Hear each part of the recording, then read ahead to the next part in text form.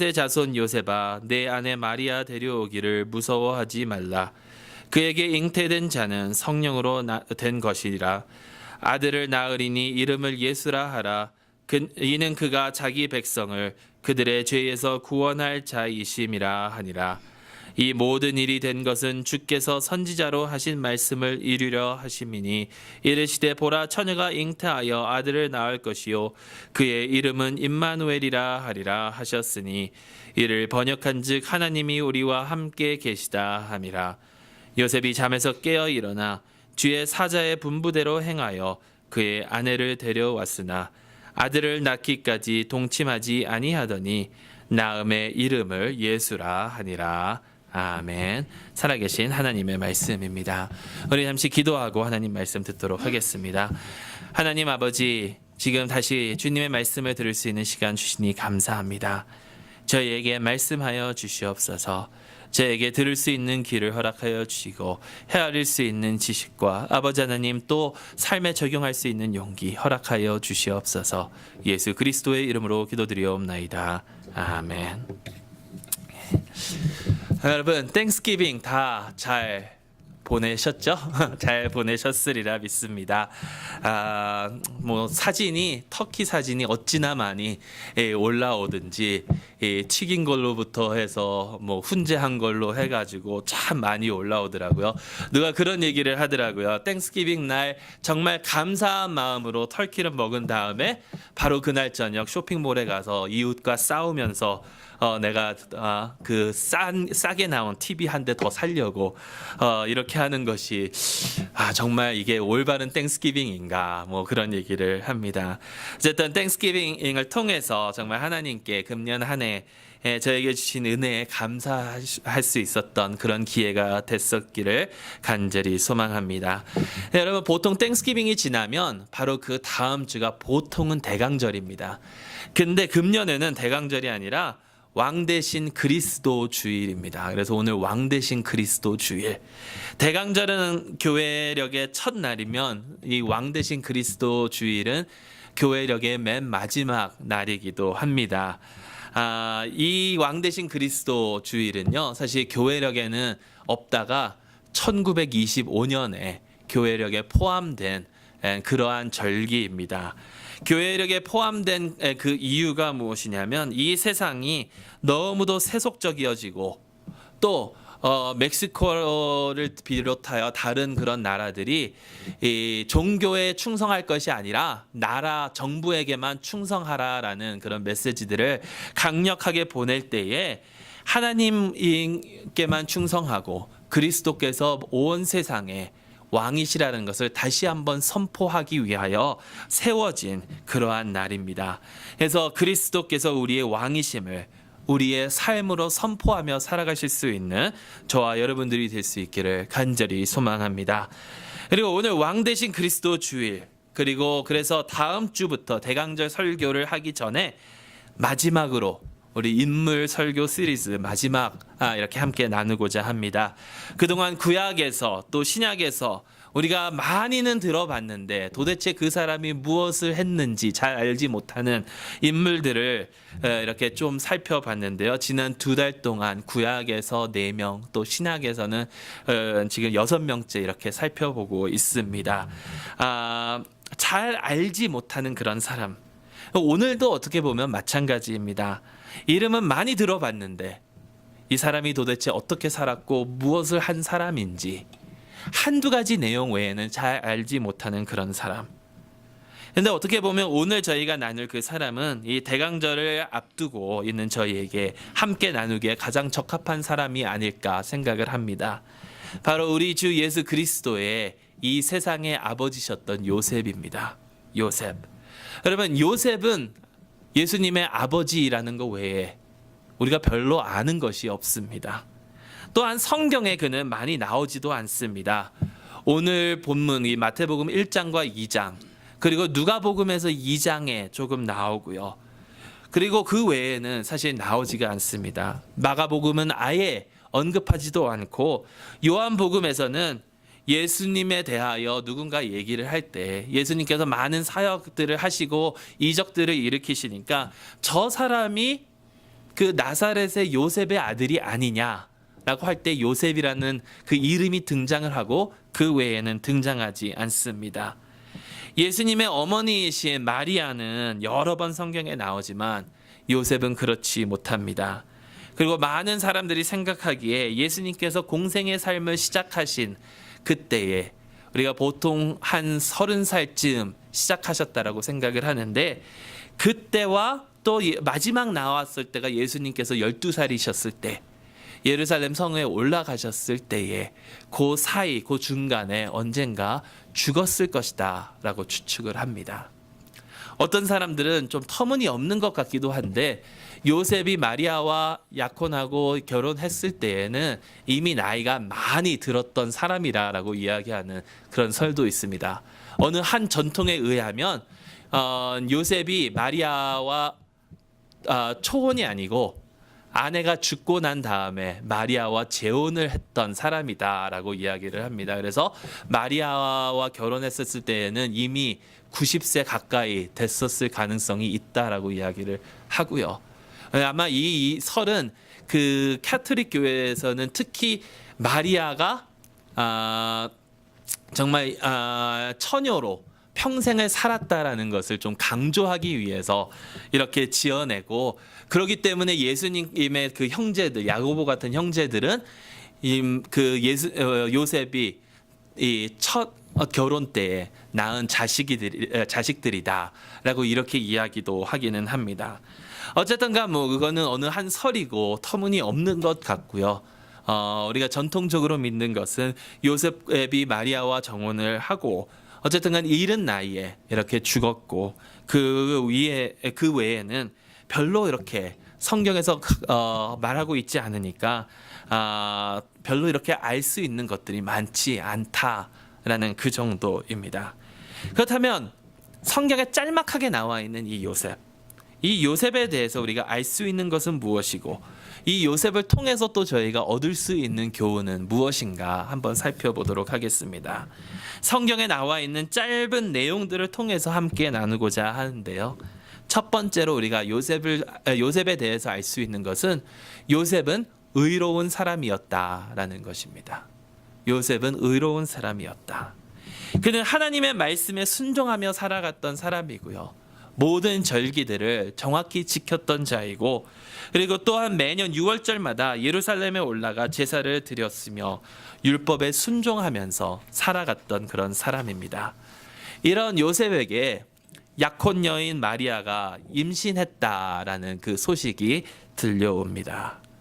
그래서 그는 그 약혼을, 마리아와의 관계를 조용히 끊고자 했습니다.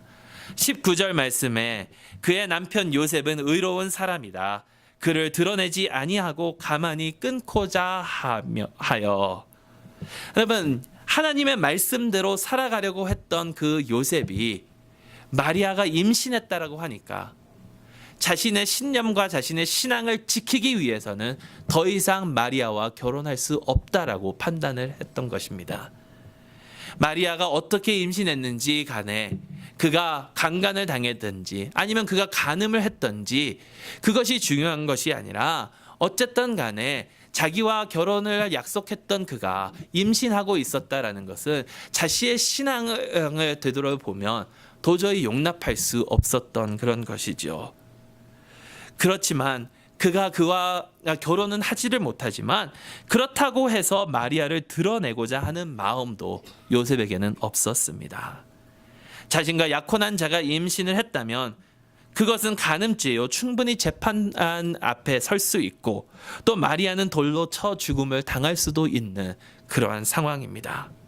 그렇지만 요셉은 그러한 상황으로 마리아를 몰지 않고 자신의 의를 지키기 위하여, 또한 마리아와는 결혼할 수 없으니까 가만히 조용히 그와 관계를 끊으려고 했던 것입니다. 어떻게 하면 마리아를 살리고 또한 자신의 신념을 지킬 수 있을까 생각을 하다가 그는 율법에서 허락하는 대로 이혼 증서를 떼어주면서 조용히 결혼을 파하려고 했던 것이지요. 여러분, 어떻게 보면 이것이 진정한 의의 모습이 아닐까 생각을 해봅니다. 자신의 신념은 지키지만 그렇다고 해서 남을 정죄하거나 피해주지 않는 그러한 모습. 죄는 죄로 인정을 하되 죄인에게는 어떻게 하든지 긍휼을 베풀어 주려고 하는 그러한 노력. 근데 여러분, 요셉은 이렇게 살아가려고 했는데 오늘날 우리는 어떠합니까? 우리는 우리의 의를 나타내기 위하여 남을 비판하고 공격을 일삼을 때가 너무나도 많지 않습니까? 다른 사람이 어떤 실수를 하거나 잘못을 저지르기만 하면 그것을 공격하고 그 사람을 깎아내리고 그 사람을 정죄하려고 하는 것이 우리의 모습이 아닌가요? 여러분, 왜 사람들은 남을 비판하고 남을 정죄하려고 합니까? 왜 그럴까요? 저는 그 이유가 그래야만 우리의 의가 드러나기 때문이라고 생각을 합니다. 우리는 의라는 것을 상대적으로 생각을 한다라는 것입니다. 그래서 다른 사람들이 잘못을 했는데, 다른 사람들이 이런 잘못을 저질렀는데 나는 그러지 않았으니까 나는 저 사람보다 더 의롭다. 나는 저 사람보다 더 낫다. 여러분, 이런 대화를 저희 가족과도 나누고 다른 분들과도 함께 나눴는데요. 요즘에 정말 그 한국에서 이슈화되고 있는 그 명성교회 세습 문제. 예. 근데 그 세습 문제를 비판하는 그러한 목소리들을 보면 대부분 그것이 세습이 옳다라는 것이 아니라 잘못된 것이지만 대부분 그런 목소리를 내는 사람들을 보면 자신은 세습할 만한 위치에 있지 않는 사람들이라는 것입니다. 네. 너무나도 작은 교회에 있기 때문에 자기 자녀에게 세습해 주기를 원치 않거나 아니면 자녀 중에 목회하는 사람이 없기 때문에 그렇게 하지 않는 사람들이 그러한 목소리를 많이 낸다라는 것이죠.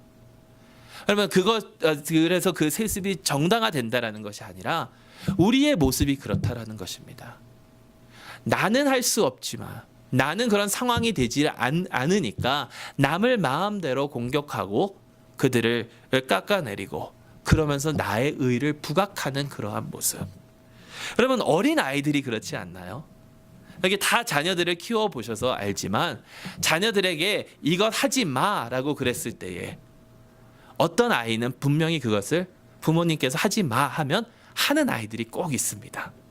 하지 마 하면은 그걸 꼭 하죠. 그러면 어떻습니까? 그의 형제 자매가 부모님께 막 달려옵니다. 엄마, 아빠, 나는 안 했는데 쟤는 그랬어요. 나는 안 했는데 쟤는 그랬어요. 근데요, 이게 어린아이들의 모습뿐만은 아니더라고요. 중고등부 사역을 할 때도 전도사님 저는 안 그랬는데요, 쟤네가 저기서 뭐 하는지 아십니까? 대학생들도 마찬가지고요, 청년들도 마찬가지고요. 그런데요, 어른들도 마찬가지라는 겁니다. 나는 아니지만 저분들은 이렇더라고요. 여러분, 남을 깎아내려서 남의 죄를 부각함으로 우리의 의를 나타내는 것은 진정한 의의 모습이 아닙니다. 성경에서 말하고 있는 의는 상대적이 아닙니다. 하나님께서 원하시는 의로운 모습은 다른 사람보다 내가 죄를 조금 덜 짓고 그 사람보다 내가 조금 더 나은 그런 모습이 아니라 하나님께서 원하시고 요구하시는 의의 모습은 완전한 것이고 온전한 것입니다. 남과 비교해서 의로운 것이 아니라 내가 하나님 앞에서 절대적으로 하나님의 말씀에 얼마나 순종하며 의롭게 살아가려고 하느냐, 그것이 중요하다라는 것이죠. 요셉은 하나님의 뜻대로 살기 위하여 노력한 사람입니다. 그렇기 때문에 그는 마리아의 죄를 드러냄으로써 자신의 의를 나타내려고 하는 것이 아니라 오히려 자신의 연약함도 깨닫고 자신도 충분히 죄를 짓고 실수할 수 있는 자임을 알고 마리아를 긍휼히 여기며 조용히 일을 마무리 지려고 했던 그러한 사람이다라는 것이죠. 죄는 용납하지만 죄인을 긍휼히 여기며 조용히 일을 끝내려고 한 요셉처럼 우리 또한 우리 가운데 실수하고 잘못을 저지른 자들을 긍휼히 여기는 마음이 필요하다라는 것입니다. 우리 또한 그런 실수를 충분히 할 수 있기에 그것들을 인정하고 사랑으로 서로를 품을 수 있는 저와 여러분들이 될 수 있기를 간절히 축원합니다.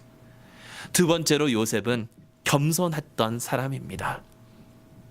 성경은 예수님의 어머니인 마리아가 했던 그런 말들을 기록하고 있습니다. 특히 가나의 혼인잔치에서 마리아는 예수님께 이렇게 이야기합니다.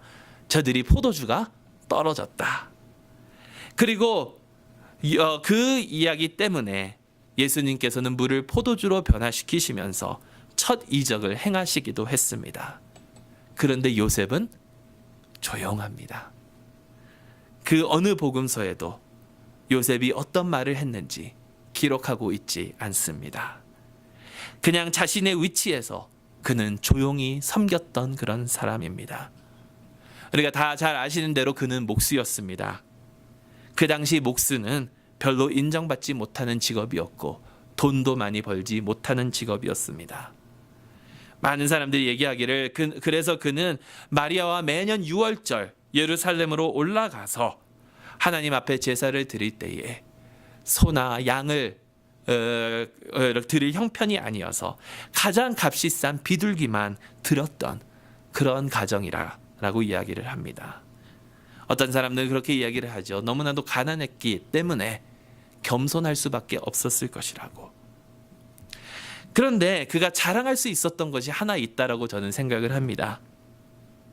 내가 부족하지만 내 자녀가 뛰어나면 자식을 자랑하겠죠. 이것이 우리 이 부모들의 마음이 아닙니까? 그런데 요셉은 자녀에 대해서 놀랍게는 여겨도 그것을 자랑하지는 않았습니다. 정결 예식을 위하여 예루살렘으로 올라갔었을 때에 요셉과 마리아는 시므온이라는 사람을 만나게 됩니다. 시므온은 이렇게 얘기를 합니다. 누가복음 2장 29절에서 32절에 주여 이제는 말씀하신 대로 종을 편안히 놓아 주시는도다. 내 눈이 주의 구원을 보았사오니 이는 만민 앞에 예비하신 것이요 이방을 비추는 빛이요 주의 백성 이스라엘의 영광이니이다. 여러분, 시므온이 예수님에 대하여 이렇게 얘기를 했습니다. 만약에 누군가 저의 자녀에 대하여 이런 얘기를 했다면 저는 충분히 자랑하고 싶었을 것입니다. 그런데 요셉은 놀랍게 여기기만 했지 자랑하지는 않았다라는 것입니다. 33절에 그의 부모가 그에 대한 말들을 놀랍게 여기더라. 그리고 그것을 누구에게 전하더라라는 소식은 없습니다. 자랑하지도 않고 아무 말도 없이 자기의 위치에서 묵묵히 조용히 섬기는 요셉.